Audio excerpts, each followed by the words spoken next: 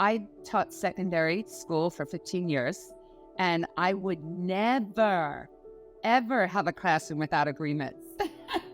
Yes, you should have agreements through all grades. And if you think about us as adults, like if I was having team meetings, we would have group norms, we would have agreements. How are we going to behave, right? In those, so even all of this applies. You make agreements in the workplace, you make agreements in your home.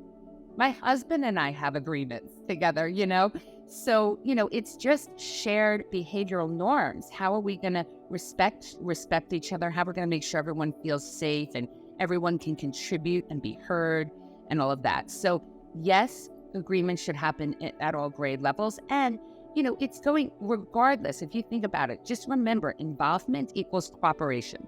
Okay, so students are going to be motivated to follow the guidelines and the agreements when they're involved in the process of creating them.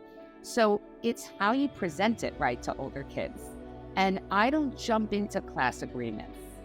I do lots of experiential activities to get buy-in for them. So I will do an activity about win-win scenarios because I want us to look for win-wins. And I do an activity where they experience, what does that feel like? I like us to all contribute and have class jobs and have routines. So I do a cooperative juggling, and then they experience how do routines help us and what do we need in our classroom. So I'll spend like a week just doing different activities for buy-in. And then when I talk about creating agreements, I already have the buy-in for the things that I really want, like cooperation, like building trust, like effective communication. And I think in all ages, you want to talk about confidentiality. But in my work with teenagers, that was a really big one to build trust. So that was one that we went deeper into.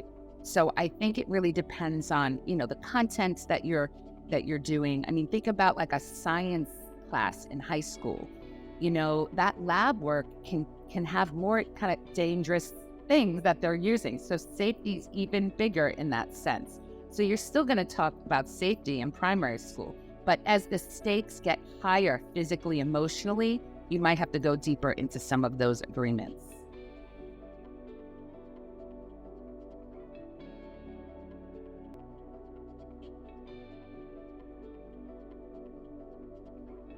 If you can invest your time in the first few weeks of school in, first of all, creating connections, relationships with your students, if you can spend the time creating the foundation, like really preparing the ground for the rest of the year through setting agreements, creating jobs where everyone is contributing to the class, establishing and practicing your routines, I promise you the rest of your year will be better.